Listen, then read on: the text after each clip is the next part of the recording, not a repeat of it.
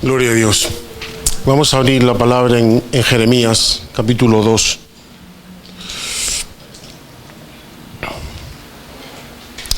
Versículo 5. Dice: así dijo el Señor, ¿qué maldad hallaron en mí vuestros padres, que se alejaron de mí y se fueron tras la vanidad y se hicieron vanos? Y no dijeron: ¿dónde está el Señor, que nos hizo subir de la tierra de Egipto, que nos condujo por el desierto, por una tierra desierta y despoblada, por tierra seca y de sombra de muerte, por una tierra por la cual no pasó varón, ni allí habitó hombre? Y os introduje en tierra de abundancia para que comieseis su fruto y su bien. Pero entrasteis y contaminasteis mi tierra, e hicisteis abominable mi heredad. Los sacerdotes no dijeron: ¿dónde está el Señor? Y los que tenían la ley no me conocieron. Es una palabra muy fuerte, muy fuerte, muy fuerte. Si te das cuenta, lo que dice aquí es que los que tenían la ley que él había dado no le conocieron. ¿Cómo es posible que aquellos que fueron los recipientes de la ley, fueron los recipientes de la Torá, pero no le conocieron? Y a mí esto me asusta profundamente, porque ¿qué pasa si esto nos puede suceder a nosotros? ¿Qué pasa si hemos sido depositarios de los mandamientos de Dios? Si hemos recibido esta palabra santa en nuestras vidas, ¿qué pasa si nos hemos intentado meter en esta palabra, si hemos intentado sacar de ahí, pero no hemos llegado al conocimiento de la verdad? Porque la verdad no es teología, la verdad es Jesucristo, es una persona, no es un concepto. Jesucristo no es un concepto, es una persona. Y quiero compartir con vosotros algo que hace mucho tiempo el Señor empezó a poner en mi corazón y lo he ido madurando. Y es muy fuerte. Siquiera plantearse que la iglesia, cuando digo la iglesia no me refiero a la manada pequeña, sino la iglesia visible ha redefinido a Dios. Es decir, tenemos conceptos, y los conceptos son fáciles de redefinir. Si mi conocimiento de la palabra es un conocimiento de conceptos, es un conocimiento de la ley en cuanto a estos son los preceptos de la ley, no voy a diferenciarme mucho de los sabios y entendidos de este siglo, porque históricamente hay un desplazamiento del culto a la sabiduría. Los griegos, dice el apóstol Pablo, que cuando llegó a Atenas se enardecía su espíritu por ver cómo hacían sus idolatrías, pero hacían un culto a la sabiduría. Para ellos ser sabio era lo supremo. Y por eso pues tenemos a los grandes sabios que son adorados por la humanidad, los grandes sabios griegos. Pero ese culto a la sabiduría se ha ido desplazando, y especialmente en este último siglo en el que vivimos y en estas últimas décadas, el desplazamiento del culto a la sabiduría se ha centrado en el culto al conocimiento y a la información. Y por eso, pues incluso se redefinen las formas en que almacenamos el conocimiento. A mí me encanta la Biblia, pero menos mal que no me quedo en que me guste solamente, porque tengo que ser leído por ella. No es que yo lea la palabra, sino que la palabra me tiene que leer a mí. entonces no me quedo con que me guste. De hecho, la palabra de Dios está llena de situaciones verdaderamente terribles y describe sin tapujos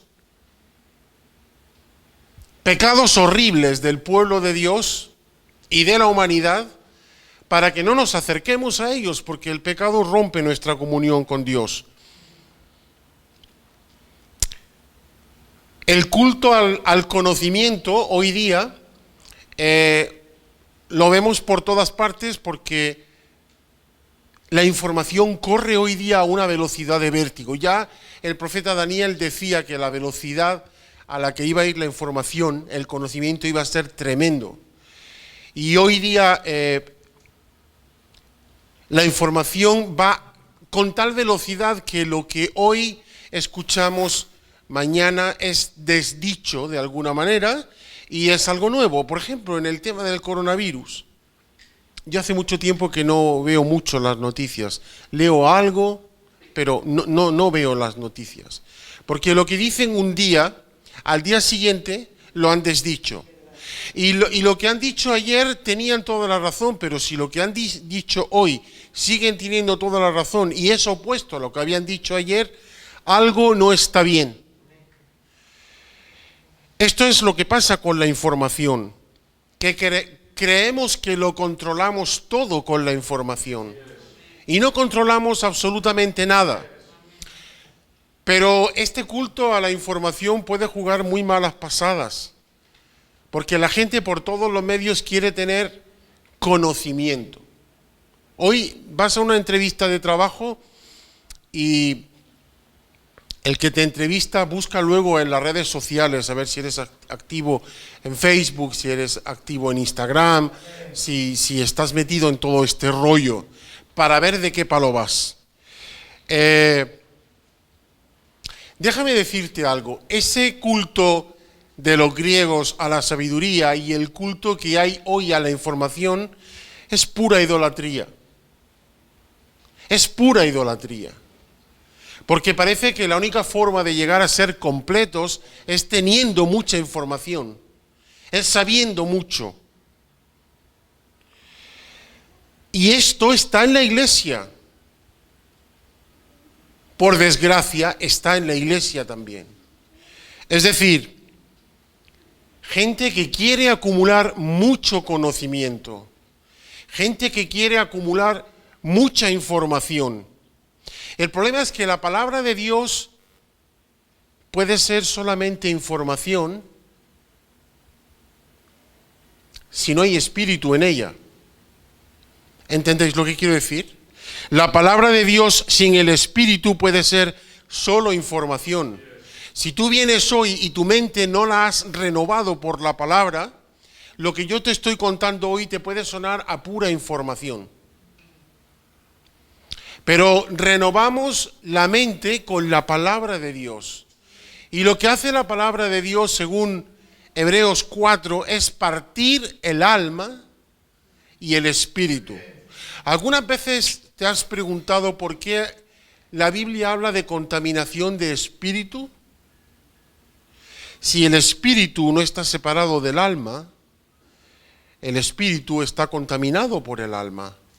El alma no nace de nuevo, el espíritu nace de nuevo. Pero tenemos que ser renovados continuamente con la palabra de Dios para que no seamos de alguna manera asombrados del conocimiento o de la información o de la sabiduría, porque déjame decirte algo. Hace poco yo mencioné esto, porque no sé si a ti te pasa, pero a veces hay versículos en la palabra que de repente los has leído 1.000.000 de veces y saltan de la Biblia. Y en el capítulo 19 de Juan,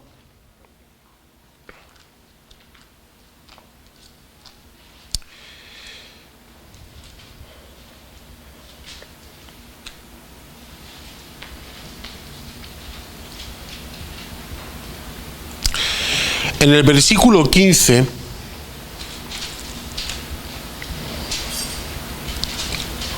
están los sacerdotes hablando con Pilato y están gritando: fuera, fuera, crucifícale. Y Pilato les dice: ¿a vuestro rey he de crucificar? Y respondieron los principales sacerdotes: no tenemos más rey que César.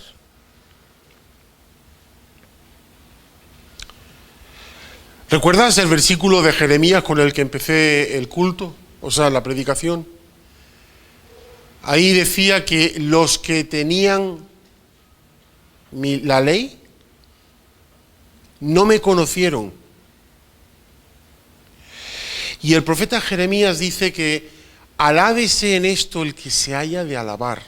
En este fluir de palabra que hay en Jeremías, que a veces no sabe si es el profeta o es Dios hablando, de repente Dios habla a través del profeta y dice: alábese en esto el que se haya de alabar, en conocerme a mí, en conocerme a mí. La iglesia no es iglesia si no es conocida por Cristo. Y tú no puedes afirmar conocer a Cristo si Cristo no te conoce a ti. Porque estamos hablando de cosas muy altas y no podemos pensar que todo se mueve en un plano humano. En el plano humano yo puedo decir que yo conozco a Cristo. En el plano eterno no es que yo le conozca, es que Él me conozca a mí. ¿Os acordáis de ese versículo que dice el Señor: apartaos de mí, hacedores de maldad? Nunca os conocí. ¿Quién te conoce? ¿Por quién quieres ser tú conocido? Porque yo cuando vengo a esta palabra, y tengo que decir que a lo largo de los años me ha dejado de preocupar lo incómoda que puede resultar la palabra de Dios. Porque una cosa está clara: Dios no está interesado en tu comodidad. Dios está interesado en transformar tu vida. Y para transformarte, te va a llevar al desierto, te va a llevar a lugares oscuros, te va a llevar a lugares donde, si no fuera por esos lugares, no clamarías, ni buscarías, ni le encontrarías, y Él te encontraría a ti.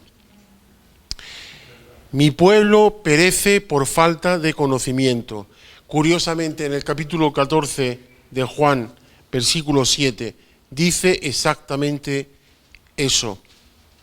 Si me conocieseis, también a mi Padre conoceríais, y desde ahora le conocéis y le habéis visto. ¿Cuál es el conocimiento que yo busco en la palabra? ¿Quiero conocer a Cristo o quiero llenarme de información para poder rebatir? Yo tenía un familiar que su vida entera era rebatir lo que yo creía, pero era para demostrarme lo mucho que él sabía y lo poco que sabía yo. Y por desgracia estos cristianos están por todas partes. La cuestión es si serán de aquellos a los que el Señor les dirá: nunca os conocí, porque es un drama. Es un drama que la palabra llegue aquí y no llegue aquí. Es un drama que la palabra sea juzgada por mí y no que yo sea juzgado por la palabra. Es un drama que la palabra no me transforme a mí y yo trate de ajustar la palabra a mi teología, a mi conocimiento. O no necesariamente, porque hay quien tiene toda la teología y la tiene teología sana, sana doctrina, sana didaqué, sana enseñanza. Y nunca os conocí.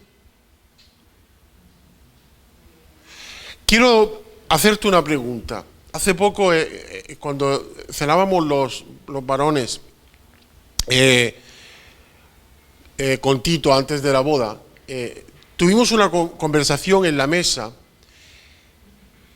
y yo dije que la vida cristiana no consiste en tenerlo todo teológicamente correcto, sino que la vida cristiana literalmente es avanzar con Él, es ser fiel a Él, es perseverar en Él, es escuchar a Dios y es poner toda la vida en escucharle, en buscarle y en encontrarle.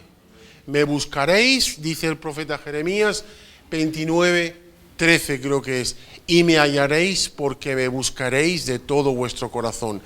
La pregunta es, ¿buscamos al Señor con todo? ¿Es el motivo de nuestra vida buscar al Señor con todo nuestro corazón? Es el motivo de nuestra vida cuando abro la palabra, necesito que me conozcas. Porque, ¿sabes? La palabra haya cabida en el corazón que clama a Dios y le dice, necesito que me conozcas. La cuestión es que los ojos de llama de fuego de Jesús ven lo que yo ni puedo ver.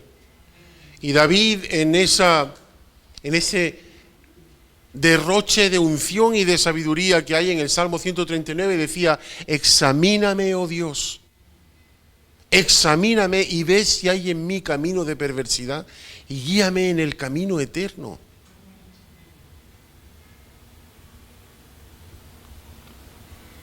Pero si la vida cristiana consiste en tenerlo todo correcto y en tenerlo todo bajo control, ¿dónde queda la fidelidad? Porque la fidelidad es una cuestión relacional. ¿Dónde queda la perseverancia? Porque la perseverancia es algo muy, muy práctico. Es lo que dijéramos en el plano humano, aquello que es mi parte de hacer. Y no que yo tenga que hacer nada para ganar la salvación, porque no puedo hacer absolutamente nada. Pero en el plano humano, la palabra dice que me ocupe en mi salvación con temor y temblor. ¿Por qué? Porque le ha costado la vida al Salvador. Porque la gracia por la que yo he sido salvo, le ha costado la vida a mi Salvador. Pero la Biblia no es teología. Y el Señor busca captar tu atención. La palabra clave de Dios al pueblo de Israel es Shema Israel. ¿Qué significa Shema Israel? Oye Israel, escucha Israel. Oye,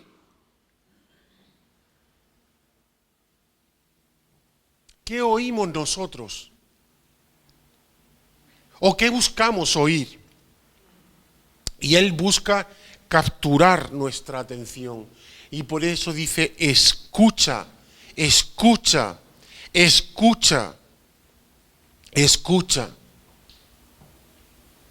Cuando el otro día leía el Salmo 23 y el Señor hizo una conexión, un cortocircuito que jamás lo hubiera soñado.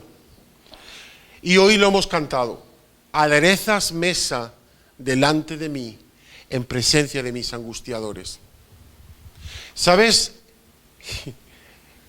cuál es un ejemplo claro del aderezas mesa delante de mí en presencia de mis angustiadores? No es que te vaya todo muy muy bien y a tu enemigo o a tu angustiador le vaya todo muy muy mal. Esto sería en un plano muy humano. Vamos a ir al libro de los Hechos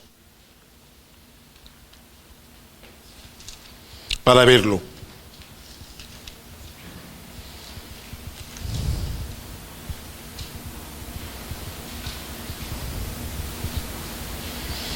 En el capítulo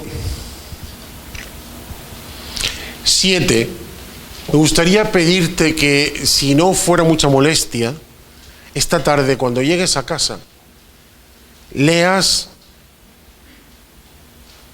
la defensa y la muerte de Esteban en el capítulo 7 de Hechos. Porque es suprema, es magnífica, es superlativa. Eso es aderezas mesa delante de mí en presencia de mis angustiadores. ¿Tú crees que Esteban estaba aterrorizado por lo que sabía que iba a acontecer en un segundo? ¿Tú crees que Esteban estaba buscando por todos los medios preservar su vida para que no cayeran piedras? ¿Tú crees que Esteban estaba de alguna manera pretendiendo agradar a todo aquel grupo de gente que le estaba arengando y que en un momento lo iban a matar? Cuando el Señor dice que el que quiera salvar su vida la perderá, es esto. ¿Tú quieres preservar tu vida? Entonces la iglesia no es tu lugar. Porque la iglesia verdadera, hermano, tiene un defectillo. Y es que va a ser perseguida, va a ser calumniada, va a ser odiada, va a ser...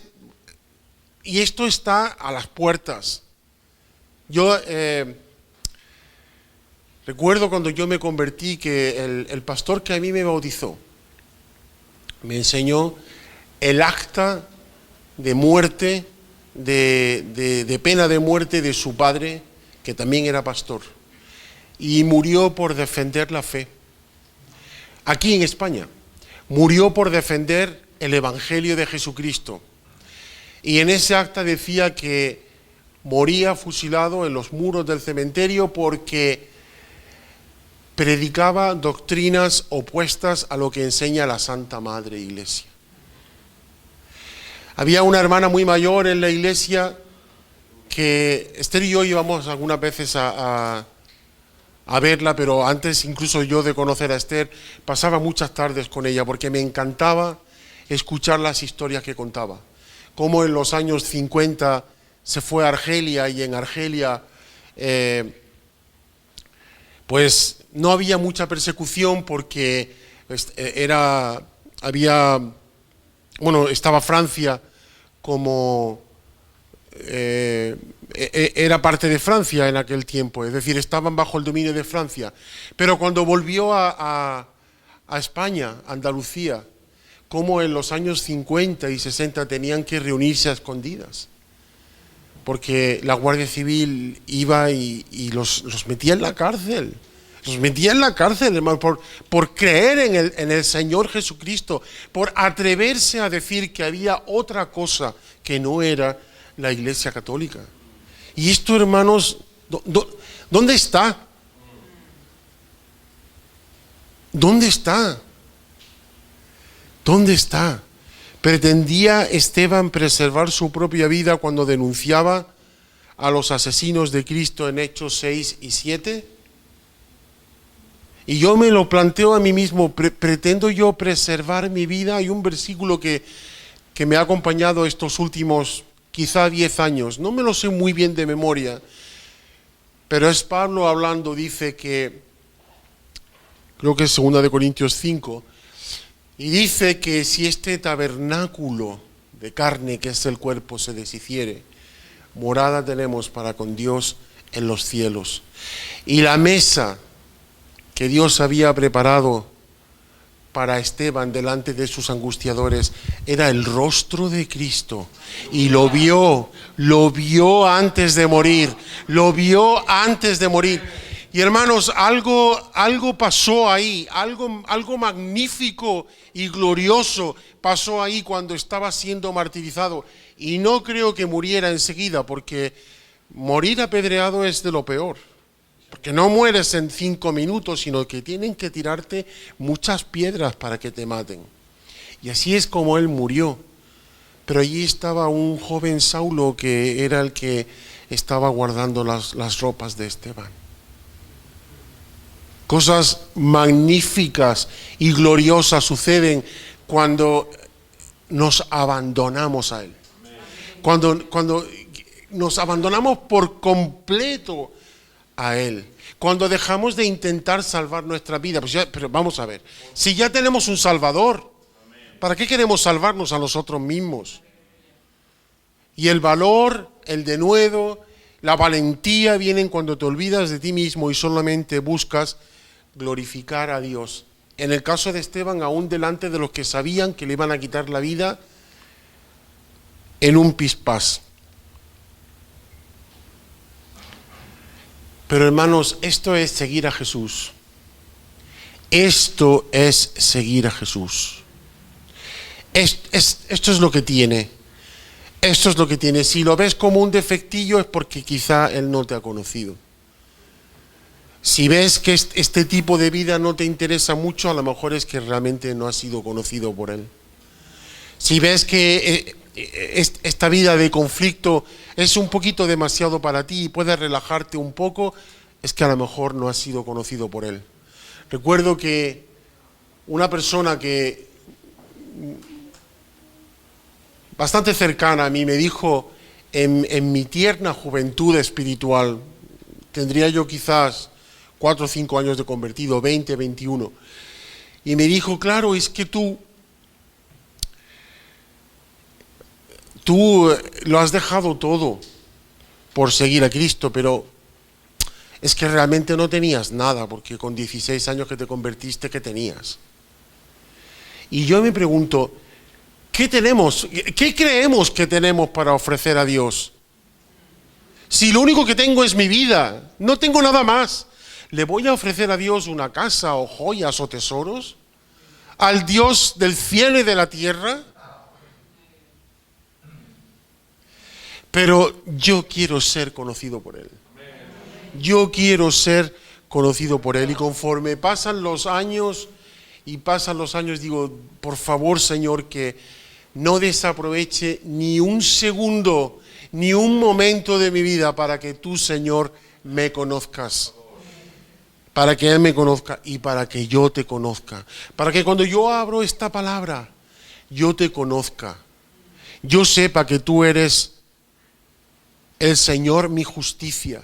Yo sepa que tú eres, porque, hermanos, ¿tú crees que una escuela bíblica te va a enseñar que Él es admirable?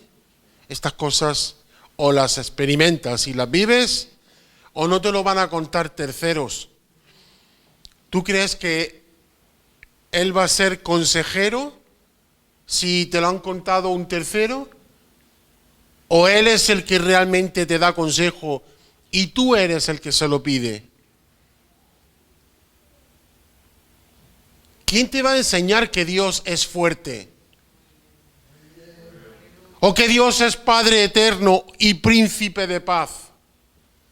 Y hermanos, estos sabios y eruditos, y acabo de terminar de leer el Evangelio de Mateo, hago una cosa que Dios me bendice mucho. Hay tiempo para todo. Hay tiempo para meterte en la palabra, ir versículo a versículo, palabra por palabra, abriendo el Strong, sacando las palabras hebreas en el Antiguo Testamento, las palabras griegas en el Nuevo Testamento, y está fenomenal.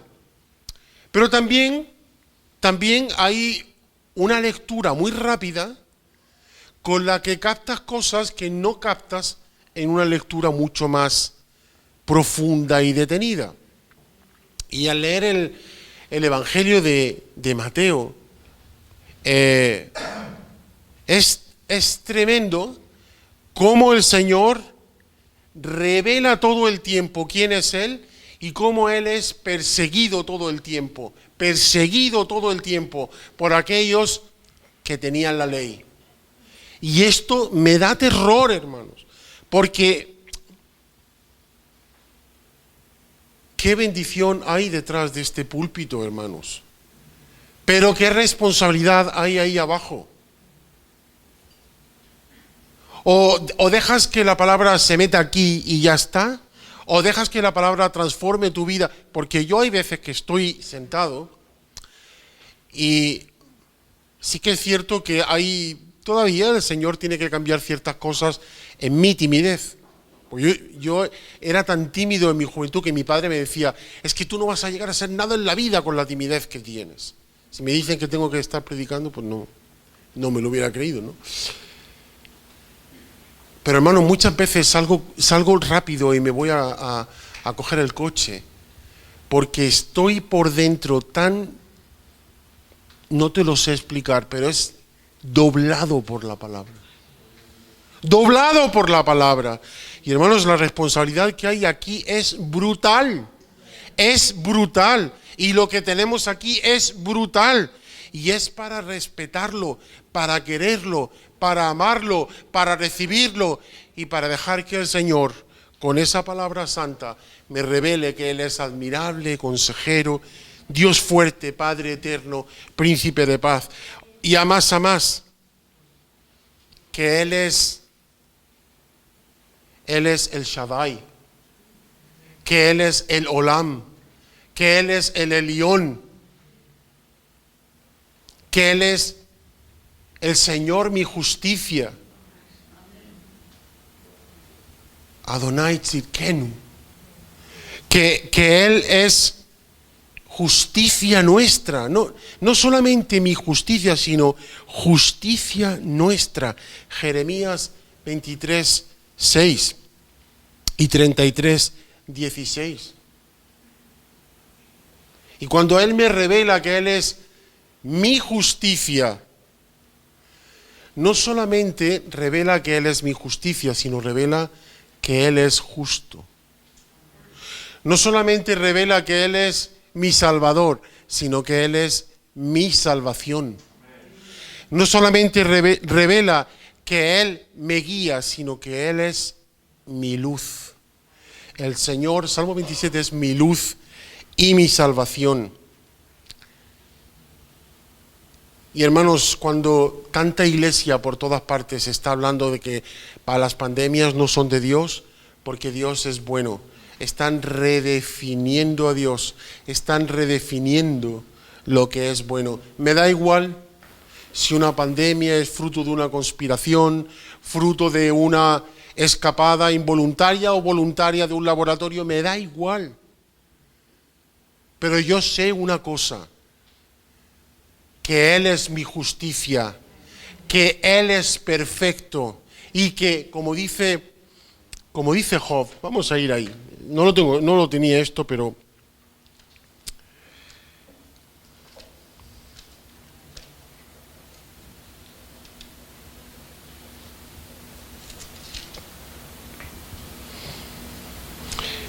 dice versículo 21 del capítulo 1, desnudo salí del vientre de mi madre y desnudo volveré allá. El Señor dio, el Señor quitó, sea el nombre del Señor bendito. ¿Y sabes cómo se ha predicado esta palabra en muchas partes? Que Job no era tan santo, porque Dios no quita nada. ¿Cómo va a quitar Dios si Dios no roba? Es que Él no es dueño de mi vida para hacer lo que quiera conmigo, para tomar lo mío y hacer lo que quiera conmigo. Y dice el versículo 22, en esto no pecó Job ni atribuyó a Dios despropósito alguno. Y cuando es invitado cordialmente por su esposa para maldecir a Dios, le dice, ¿recibiremos de Dios el bien y el mal? ¿No lo recibiremos? Y para que quede constancia, el Espíritu Santo dejó escrito, en todo esto no pecó Job con sus labios. ¿Recibiremos de Dios el bien y no el mal?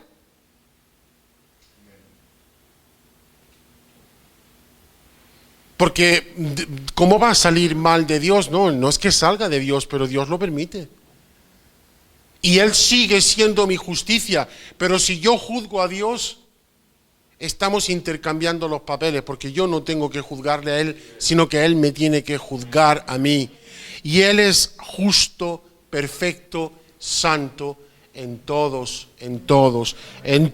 sus caminos. En todos sus caminos. Mira, estos versículos del Salmo 92. Dice, el justo florecerá como la palmera, crecerá como cedro en el Líbano, plantados en la casa del Señor, en los atrios de nuestro Dios, florecerán. Aún en la vejez fructificarán, estarán vigorosos y verdes, para anunciar que el Señor mi fortaleza es recto y que en Él no hay injusticia. Pero la iglesia, mucha iglesia, está proclamando que Dios es injusto.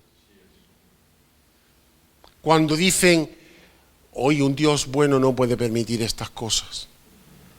Pues entonces no es el Dios de la Biblia, porque permitió el diluvio. Entonces no es el Dios de la Biblia. Redefinimos lo bueno cuando hacemos esto y robamos a Dios de sus juicios cuando negamos que Él es el juez. Mateo 7:21, nunca os conocí. Primera de Corintios 8:3, pero si alguno ama a Dios, es conocido por Él. Si tú amas a Dios de verdad, entonces eres conocido por Él. Pero si Él no te conoce, a lo mejor te crees que le amas y nunca le has amado. Y quiero terminar leyendo dos versículos en el capítulo 5 de Juan, no lo alargo más.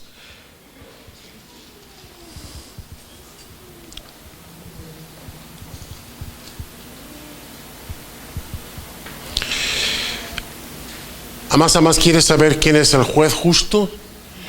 Porque el Padre, Juan 5:22, a nadie juzga, sino que todo el juicio ha dado al Hijo.